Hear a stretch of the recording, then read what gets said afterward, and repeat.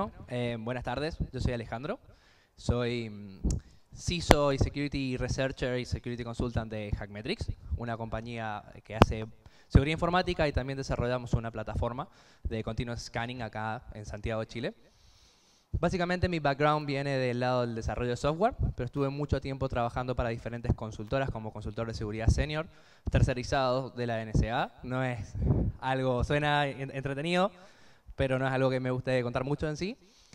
También trabajé mucho tiempo desarrollando exploit para software comerciales. Y creo que es muy importante definir realmente qué es la seguridad informática.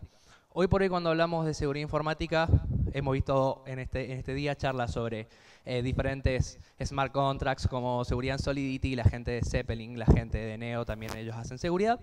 Pero no estamos hablando de todo lo circundante alrededor de lo que es una plataforma. Cuando hablamos de seguridad en aplicaciones, hablamos de seguridad en la red, hablamos de la seguridad de la información y también de lo que es IoT devices, todo lo que nosotros instalamos en lo que son nuestros retails, nuestros revendedores, donde nosotros vamos a tener a nuestros posibles clientes que se conecten a través de nuestras interfaces. ¿Cómo luce hoy una aplicación? Básicamente, así más o menos luce una aplicación. Nosotros hoy tenemos partes de la aplicación en la nube, parte de la aplicación en nuestra red local. Una parte de esto son los smart contracts. Las bases de datos están sustituidas por lo que es el blockchain. Los smart contracts nos dan APIs para nosotros integrarnos con nuestro backend y nuestro frontend en diferentes lenguajes de programación, Python, Node.js, Ruby, en lo que nosotros desarrollemos. Y al mismo tiempo es muy probable que nos integremos con diferentes bases de datos o third-party softwares. Cuando, por ejemplo, no sé, trabajamos con alguna institución que utilice algún software legacy en Java, nosotros tengamos que mandar la información a ellos a través de nuestro nuevo software, nos tendremos que integrar con ellos a través de alguna API, quizás a través de comunicación JSON, a través de comunicación XML y demás. Todo lo demás, nosotros no particularmente, no nos encargamos específicamente de smart contracts, pero sí hacemos seguridad de todo lo demás. Todo esto que nosotros vemos acá es una gran superficie de ataque que un hacker puede explotar, sin necesidad de concentrarse en vulnerar el smart contract o de atacar la blockchain. Por ejemplo, veamos casos indirectos de ataque a crypto markets o a cryptocurrencies. Por ejemplo, el siguiente es un crypto POS system en el cual nosotros podemos instalarlo en un retail y comprar con nuestro wallet. Decir, bueno, tenemos que pagar 25 euros, escaneamos el código QR o mandamos el dinero a ese wallet. La transacción se ejecuta en tiempo real, nosotros hemos pagado por nuestro producto. ¿Qué pasa si, sin necesidad de atacar el smart contract, nosotros logramos acceder al servidor y modificar y mostrar de forma estática un código QR o una dirección wallet que apunte al wallet de un atacante? Mientras que el retail sigue pensando que está recibiendo dinero y hasta que se dé cuenta, todos los pagos y las operaciones que sucedan en ese retail estarían llegando al wallet del atacante. Ustedes me dirán, y esto es complicado de que pasen. Yo se lo voy a mostrar con un ejemplo real. Por ejemplo, el caso Etherparty. Ellos largaron su ACO y empezaron a buscar inversión. Al poco tiempo que largaron su ACO, su sitio web, sin haber atacado el smart contract, sin haber atacado el blockchain, fue hackeado. Y la dirección real donde estaban recibiendo las inversiones fue sustituido por la del atacante. Cuando ellos se dieron cuenta, tuvieron muchísimo pérdida monetaria. Creo que fueron algo así de $150.000 o más. Otro caso, por ejemplo, de ataques indirectos a cryptomarkets o software diseñado sobre blockchain, es el que pasó con MyEtherWallet, el cual el ataque que sufrió estuvo basado en networking. ¿Cómo funciona más o menos este ataque? Todos nosotros cuando mandamos un paquete, viaja a través de la red de nuestro ISP. Cuando enviamos un paquete a otro país, este paquete viaja por diferentes ISPs. Ellos, los atacantes de MyEtherWallet, modificaron unos routers particulares que son los PG, no me acuerdo específicamente el nombre, lo tengo anotado, el cual tiene las rutas para redireccionar estos paquetes. Estas rutas eran resueltas por los DNS de Google. Y yo creo que esto es muy interesante porque ¿quién no usa los DNS de Google? Todos, hoy por hoy, tenemos configurados los DNS de Google, o la mayoría. Entonces, todas las personas que utilizaban estos DNS, que tenían una configuración default de DNS, eran afectados por este ataque sin haberse percatado del ataque en sí. ¿Cómo funcionaba este ataque? Básicamente, envenenaban el protocolo BGP, que son estos routers de borde que comunican los ISPs, y tienen las rutas que indican hacia dónde tiene que ir un paquete. Más o menos este es el gráfico. Supongamos que nosotros mandamos un request que queremos obtener información de un sitio web que está hosteado en el ISP3. Nuestro paquete va a viajar por nuestro proveedor de internet, va a preguntarle a los routers de borde cuál es la ruta de los ISPs a lo que se tiene que comunicar para llegar a estos papeles, para enviar estos paquetes. Va a seguir la ruta y va a llegar. ¿Cómo funcionó el ataque? Básicamente, los hackers encontraron la forma de envenenar estos routers e inyectar direcciones falsas para redireccionar todos los paquetes que fueran hacia MyEtherWallet, hacia un servidor propio de ellos hosteado en Rusia. Como podemos ver, el flujo normal debería ser el flujo de flechas verdes. El ataque está marcado con líneas rojas, que es donde los atacantes inyectaron enrutadores propios. Y el paquete es modificado llegando hasta el ISP del atacante y al servidor propio, que es un clon de MyEtherWallet, donde los usuarios ponían sus datos y pues todos podían obtener información, obviamente, de ellos. Todo esto estamos hablando de ataques indirectos. Sabiendo esto, es muy importante conocer o tener las nociones básicas de seguridad informática. Las nociones básicas de seguridad informática orientada a web hoy por hoy están dictados por OWASP. Se ha establecido como una normativa principal para todas las grandes consultoras de seguridad informática. Básicamente, OWASP es un proyecto open source que va juntando información de las vulnerabilidades más conocidas o más críticas que fueron sucediendo en un año y genera un top 10. La última revisión fue en el año 2017, todos los años la actualizan y básicamente estas son las vulnerabilidades que más sucedieron en 2017, ordenadas por criticidad.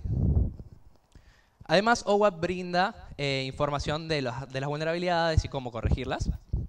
Una guía bastante interesante, yo les recomiendo a todos que lo lean.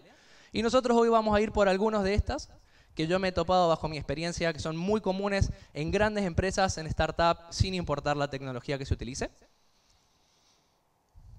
Y vamos a empezar por cross-site scripting. ¿Qué es un cross-site scripting? Cross-site scripting sucede cuando un usuario puede inyectar datos a través de un parámetro y este es reflejado por la aplicación de alguna forma, ya sea almacenado en la base de datos o a través de parameter reflection. Si esta información no está correctamente sanitizada, un atacante podría utilizar este comportamiento de la aplicación para inyectar código JavaScript malicioso. Básicamente, los requisitos para poder explotarlo es que un atacante, un usuario, pueda manipular cualquier tipo de parámetro que se envíe a través de GET y POST y el server-side no lo valide de forma correcta. Existen dos grandes tipos, reflejado y stored. También existe un tercer tipo que es basado en DOM, pero no lo vamos a tocar hoy. Vamos a mostrar unos pequeños gráficos de cómo funciona, empezando por el stored. Básicamente podemos ver un atacante envía a través de un request post a un servidor vulnerable un comentario. Este comentario es almacenado en la base de datos y no es sanitizado ni al momento de guardarse ni al momento de presentarse al usuario.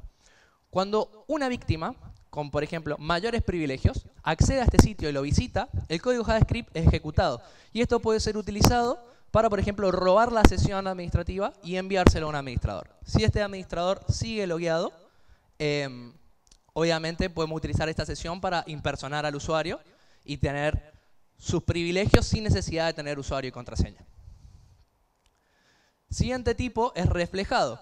Es lo mismo que un storage sin pasar por el momento de la base de datos. Nosotros mandamos nuestro payload malicioso a través de un parámetro que es reflejado por la aplicación sin ningún tipo de sanitización. Y nosotros, para utilizarlo, deberíamos utilizar un poco de ingeniería social y mandarlo a través, por ejemplo, de email a nuestra víctima. Cuando la víctima visita el link o lo cliquea, el código sería reflejado, ejecutaría y también podríamos, por ejemplo, robar las sesiones o redireccionarlo a sitios maliciosos. cómo luce, por ejemplo, un cross-site scripting bien sencillo en PHP. Vemos que obtenemos, en este caso, el parámetro title sin ningún tipo de sanitización. Lo metemos en una variable y luego lo utilizamos en la línea 15 mostrando esta información directamente en el HTML. Si nosotros mandamos código JavaScript que cierre el tag HTML y, por ejemplo, utilice onError o lo cierre y simplemente llama script o img, podríamos inyectar código JavaScript y ejecutar eso en el browser y en la sesión del usuario que lo visite. ¿Cómo sería un código seguro? Primero hay que ir paso a paso por los datos importantes. Primero tenemos que homogeneizar la información. Básicamente, no podemos, si nosotros trabajamos el resto de los pasos sin haber convertido todo a lowercase o a uppercase, podemos llegar a ser bypaseados a través de concatenaciones especiales de caracteres menores y mayores para poder saltar protección. Entonces, primero lo que tenemos que hacer es homogeneizar todo. En este caso, lo convertimos a lowercase. Luego, validar la información. Nosotros estamos esperando un string, estamos esperando un entero. ¿Qué estamos esperando? Una vez que tenemos esa certeza, podemos eliminar tags HTML. Esto no es 100% seguro, debido a que hay forma de inyectar JavaScript sin utilizar tags. Y como último paso, y lo más importante, es como podemos ver en la línea 25, donde nosotros escapeamos al momento de presentar el parámetro, lo escapeamos, todos los caracteres extraños los encodeamos, por ejemplo, en HTML entities. Esto hace que la página lo interprete como un texto y no como código JavaScript funcional. Otra vulnerabilidad muy común es el SQL injection. Básicamente, particularmente no nosotros, quizás la mayoría de los desarrolladores que están acá que trabajamos sobre blockchain, pero si nos integramos con plataformas que trabajan con bases de datos relacionales, como por ejemplo Oracle, o estamos trabajando por una gran compañía. Incluso también sucede en bases de datos no relacionales como Mongo, como vamos a ver. Esto lo que nos permite es inyectar o manipular strings o sentencias SQL que no están correctamente sanitizadas y modificar su comportamiento. Como de la misma forma, manipulando parámetros get, manipulando parámetros post, que luego se ejecutan de forma no sanitizada en el código. Por ejemplo, así funciona. Supongamos que tenemos la primera sentencia hasta donde dice Mogi. Perfecto. Un atacante, a través de una variable post o de un parámetro get, inyecta el primer payload. Este se concatena al final de la sentencia que va a ejecutar el servidor. Entonces estaríamos manipulando a través de Union Select, obteniendo información de la base de datos para cual la sentencia no estuvo preparada. Por ejemplo, veamos el siguiente código en Node.js. He preparado códigos ejemplos en diferentes lenguajes para que vean que no es algo dependiente del lenguaje, sino de malas prácticas de programación. Si vemos en la línea 20, ejecutamos una sentencia SQL donde nosotros estamos concatenando información del usuario o información que obtenemos a través de input de nuestra página sin ningún tipo de sanitización. Como podemos ver en la línea 17 y 18, estas variables las obtenemos a través de un post. Básicamente esto es un API que si encuentra un usuario te dice sí, acá tenés el usuario, te devuelve el perfil, si no te dice no, no se encontró el usuario. Lo quise demostrar de esta forma con un API para que vean que las APIs también pueden ser vulnerables a esto, no solamente tiene que ser una aplicación web tradicional. Cuando nosotros mandamos un usuario y una contraseña inválida, nos dice el usuario no existe. Cuando nosotros enviamos un usuario y una contraseña válida, nos devuelve el perfil o la información del perfil de este usuario. Obviamente consultando de forma insegura la base de datos. Nosotros podemos empezar a jugar con esto utilizando un usuario válido o un usuario inválido y empezar a inyectar códigos. Por ejemplo, order by, que nos va a permitir obtener las columnas propias de la tabla que consulta. Obteniendo un número real de tablas, podemos obtener de vuelta el profile, ya que la sentencia se cumple de forma correcta. Y podemos utilizar estos datos para empezar a inyectar y consultar más información. Por ejemplo, podemos hacer Union Select utilizando esta información. Ya vemos que la respuesta del servidor se modifica. Podemos utilizar estos parámetros para obtener el nombre de la base de datos y el usuario de la base de datos y la base de datos. Podemos mejorar nuestras sentencias SQL para empezar a obtener los nombres de las tablas que utiliza esta base de datos. Podemos obtener las columnas de la tabla. Podemos obtener el contenido y la información del resto de la tabla, de todas las bases de datos donde este usuario pueda acceder, usando un SQL injection en un API en Node.js. ¿Cuáles son las formas de sanitizar esto? Primero que nada, escapear los argumentos o sanitizar todo lo que entre, todo el input user. User input, perdón. La segunda forma es usar preparement SQL estimates, que básicamente se encarga del escape y la sanitización de las variables de forma automática. Y lo tercero es confiar esto a ORMs. Básicamente un ORM convierte la base de datos a objetos en memoria que nosotros luego podemos consultar y se debería encargar de la seguridad. ¿Podemos confiar en esto o no? Hay ORMs que son vulnerables a SQL injection. Estos son algunos que se pueden aplicar en Node.js que son seguros. Esto también sucede en NoSQL databases. Por ejemplo, este es el mismo ejemplo desarrollado con Mongo, donde podemos ver en la línea 13 cómo nosotros consultamos un usuario. Y si nosotros enviamos la siguiente consulta donde le decimos, tráeme todos los usuarios donde el usuario y la contraseña sean mayor a vacíos. El resultado sería el mismo y obtendríamos toda la información del usuario explotando una base de datos no relacional. Algo también que es muy común, especialmente en el mundo JavaScript, que yo he visto mucho, en el mundo de las aplicaciones basadas en APIs, son Insecure Direct Object References. ¿Qué sucede? Supongamos que nosotros validamos a través de token JWT que tenemos un usuario autenticado, pero no validamos de forma correcta los roles.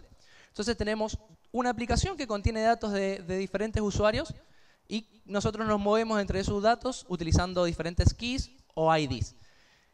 Si yo no valido el rol de este usuario, solo valido que está autenticado o que diga, bueno, si es un usuario válido, está autenticado, entonces le devuelvo información. Es muy común esto, incluso es común para que las APIs puedan ser consultadas de forma anónima. Me he encontrado muchísimos casos de estos. Nosotros podemos jugar con estos parámetros intentando obtener información que no deberíamos ver. Básicamente, esto es una vulnerabilidad basada en Broken Authorization de LOWASP. Lo pueden buscar, encontrar información relacionada. Y generalmente para testearse se necesitan 1 o 2 o más usuarios para poder jugar entre ellos. Eso es básicamente cómo lo buscamos. Necesitamos 2 usuarios y empezar a crear información con un usuario y fijar si nos podemos consultar con los ID o las key con otro usuario menos privilegiado. Un caso muy interesante es el caso de Project Zen en su revisión 754, la cual es un sistema tipo OwnCloud que nos permite subir archivos y compartirlo con nuestros clientes de una forma fácil, segura y privada. La vulnerabilidad fue descubierta por la gente de Vulnerability Labs y luce más o menos así. Esta es la aplicación en la cual nosotros podemos subir archivos, generar links como si fuera Google Drive y enviárselo a nuestro cliente. Al momento de descargar esta información como zip, se genera el siguiente request, donde el client es el nombre del cliente o del usuario, que es el owner de este archivo. Si nosotros, teniendo un usuario autenticado, modificamos esto, podemos acceder a la información de otro usuario, que debería ser privada y segura, y descargarla. Podemos verlo en el siguiente video. ¿Podrán ponerle play?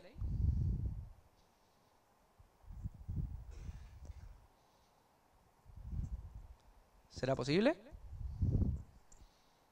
Ahí está. Por ejemplo, podemos ver que tenemos un primer usuario, un usuario A, que es el hacker, un usuario B. Ambos tienen un archivo subido. Y en este caso, el usuario víctima tiene un archivo que es una imagen que se llama 28.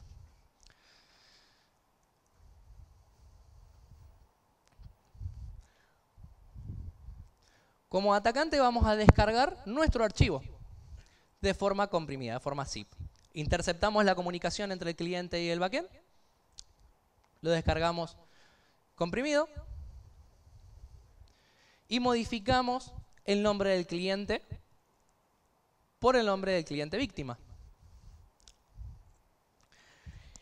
Esto no valida de forma correcta los roles, entonces nos va a permitir, simplemente por estar autenticado, acceder a información privada de otros usuarios en un software que es teóricamente seguro.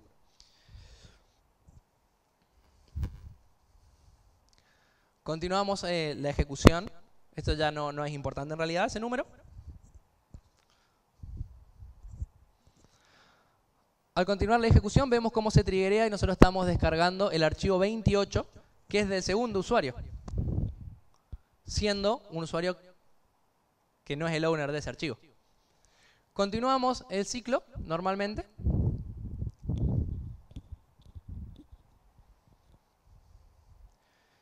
Podemos ver cómo nosotros terminamos descargando un archivo comprimido que tiene información del segundo usuario. Esto es muy común. Perdón, sí. Esto es muy común en aplicaciones desarrolladas en APIs. Generalmente tenemos muchísimos microservicios y es muy común no realizar todas las pruebas y las validaciones adecuadas en cada uno de los microservicios que se comunican en una gran aplicación. Si somos una aplicación chiquita, no es muy importante. Otra vulnerabilidad que sucede generalmente en código legacy, pero que es muy importante y está en el OWASP, son los XML Entity Processing o Injection.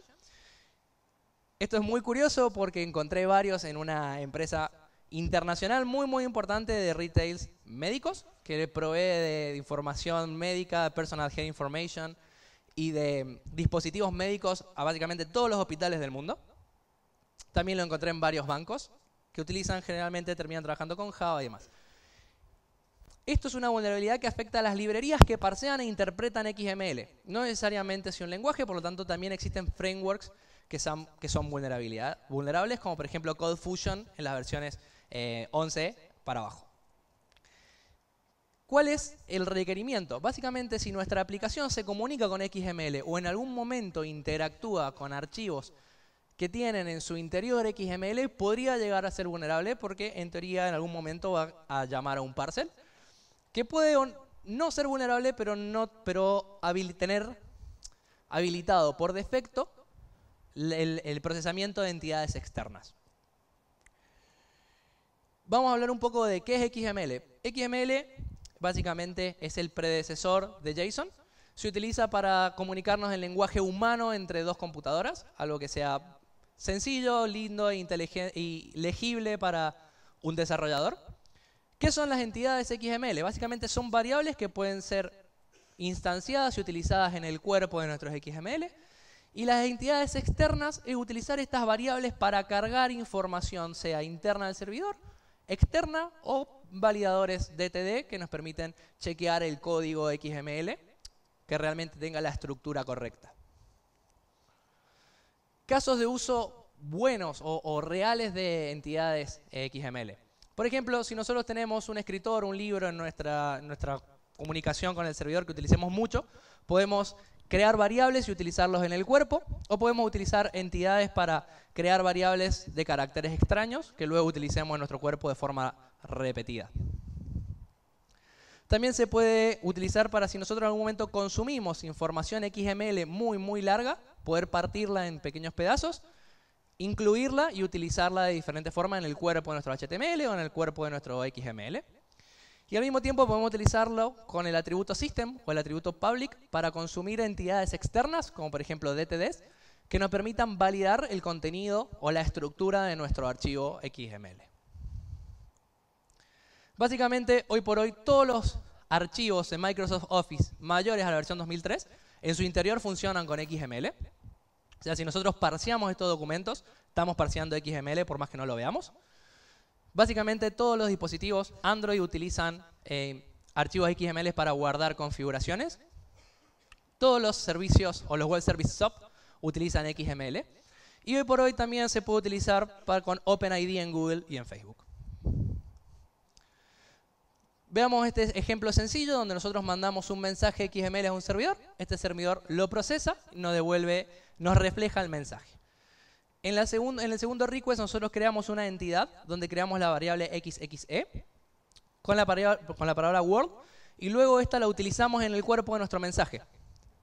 Al mandar esto al servidor, este lo procesa y nos devuelve nuestro mensaje. Entonces nosotros ya podemos saber con este simple ejemplo que el servidor que nosotros estamos auditando procesa entidades externas. Esto es muy interesante, porque veamos el siguiente ejemplo. ¿Qué pasa si yo digo, bueno, cárgame una entidad externa, pero utilizo el grapper file para decirme la entidad externa, cárgamela de forma interna en el servidor? Yo puedo decirle que mi entidad externa, perdón, lo he corrido ahí, mi entidad externa es el archivo etcétera password, y luego le digo que me lo refleje en el mensaje. Entonces, la entidad externa va a incluir este archivo y me la va a devolver en la respuesta. Yo puedo acceder y estar leyendo de forma remota archivos propios del servidor al cual yo no tengo acceso. Esto es súper, súper crítico, porque puede dar muchísima información a un atacante sobre cómo funciona el sistema. Incluso puedes leer keys SSH si tenés los privilegios correctos. Y al mismo tiempo también se puede utilizar para acceder a recursos internos. Por ejemplo, yo podía agregar una IP interna y empezar a realizar un escaneo a la red interna del servidor sin yo estar posicionado físicamente en esa red. Veamos el siguiente ejemplo, un ejemplo en PHP muy simple donde obtenemos el input del usuario. Este es almacenado en la variable XML file y luego es utilizado, cargado en la función loadXML en la línea 5 de forma insegura. Si nosotros mandamos un mensaje en la aplicación, simplemente este nos dice, sí, está bien, recibimos tu mensaje, fue enviado a un administrador y nos lo refleja. Es importante que lo refleje porque nosotros utilizamos este comportamiento para que nos refleje la información que nosotros queremos obtener. ¿Dónde está el bug?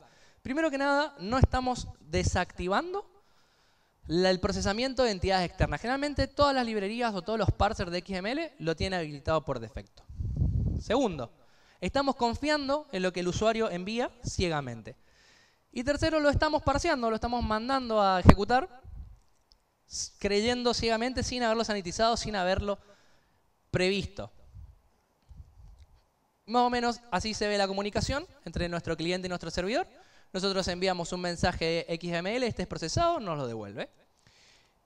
Y acá es donde podemos atacar. Básicamente empezamos a construir nuestro payload. Lo primero que hacemos es establecer el character encoding. ¿Por qué es importante? Porque si nuestra aplicación valida información en UTF-8, nosotros podemos utilizar un encoding de UTF-16 para bypassarla, como pasó en un caso de WordPress, si no me equivoco.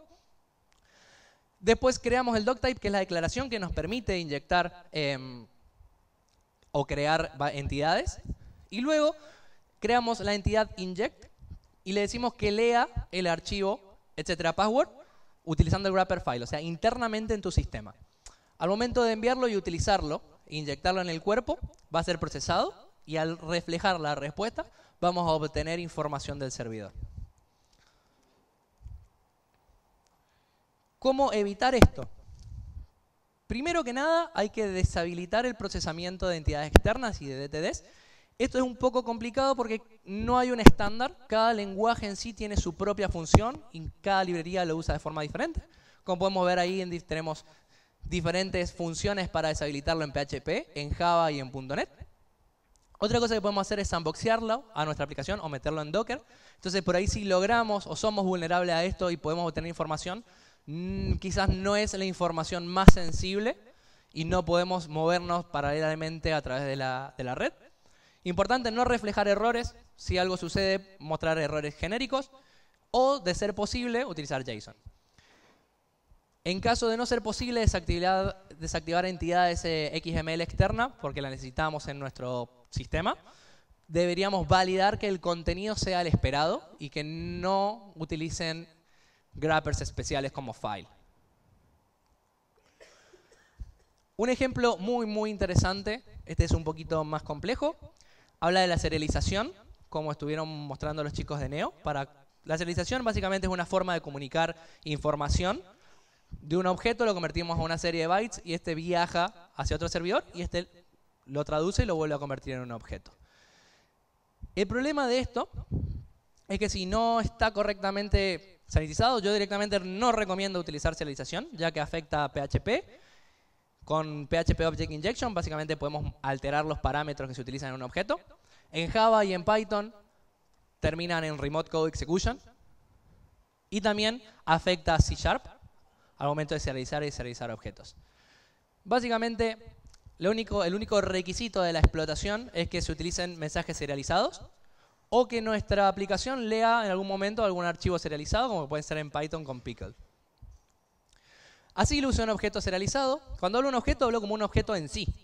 Por ejemplo, acá estamos viendo el objeto string con el contenido hello, se convierte en una serie de bytes, que del otro lado Java deserializa y vuelve a convertir ese objeto en memoria. Y es muy importante entender esto, que lo decodifica y lo instancia nuevamente en memoria. ¿Por qué? Porque es importante. Cuando este objeto se instancia en memoria, automáticamente se llama su constructor. Si nosotros logramos construir un objeto específico que en su constructor realice acciones, estaríamos ejecutando código malicioso al momento de la deserialización, al momento de crearse este objeto en memoria.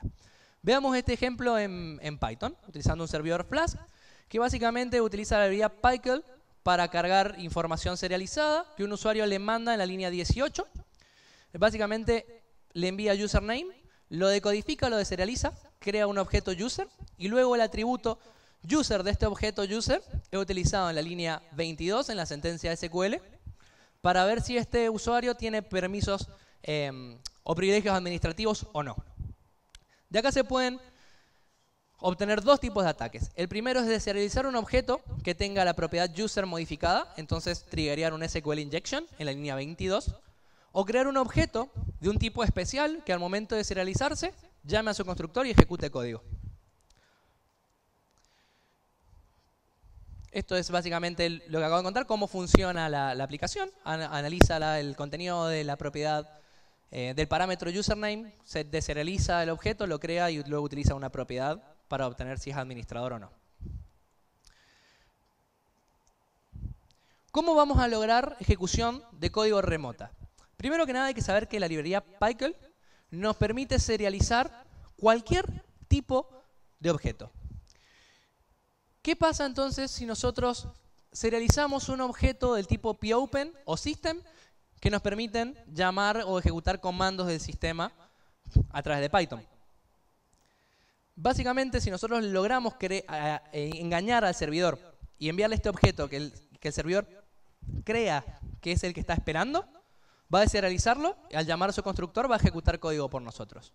Este ejemplo es muy interesante porque lo he encontrado en múltiples instituciones bancarias cuando estuve trabajando en Argentina y en Brasil, en diferentes home banking que utilizan objetos serializados para comunicarse con servidores, por ejemplo, WebLogic en Java, y así logré ejecución de código directamente sobre el mainframe de diferentes grandes instituciones bancarias.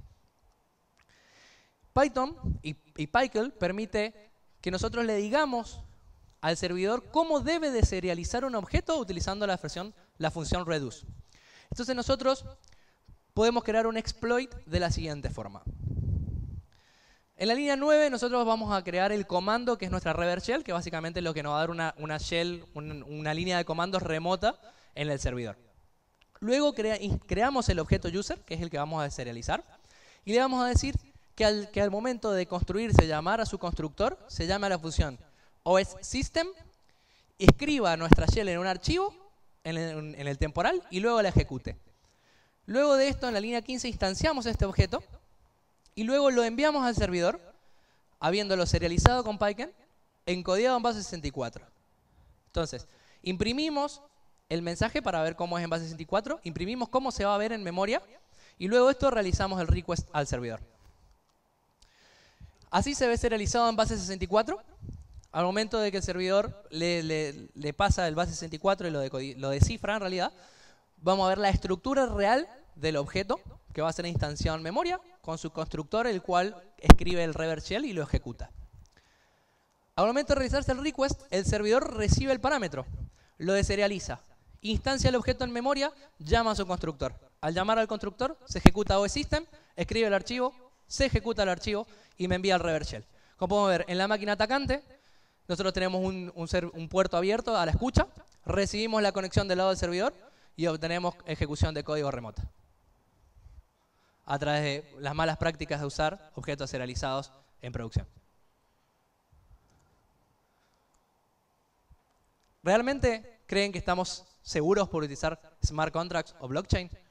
Creo que las aplicaciones y las infraestructuras son mucho más grandes para confiar ciegamente en una tecnología que por definición es segura. ¿Preguntas?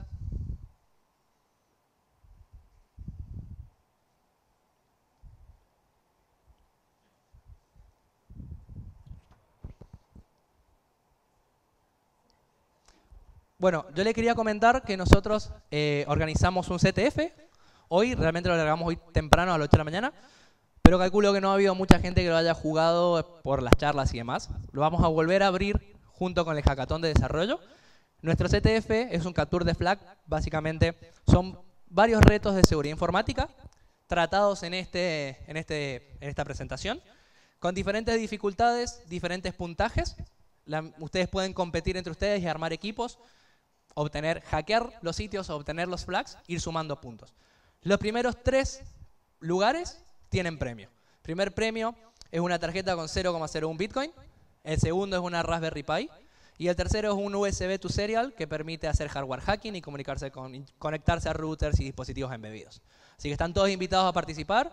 Todos los retos tienen pistas, información, así que si quieren probar sus habilidades de seguridad, acercarse, hablar conmigo y que juguemos entre todos, no tengo problema, están todos invitados. Muchas gracias por su tiempo.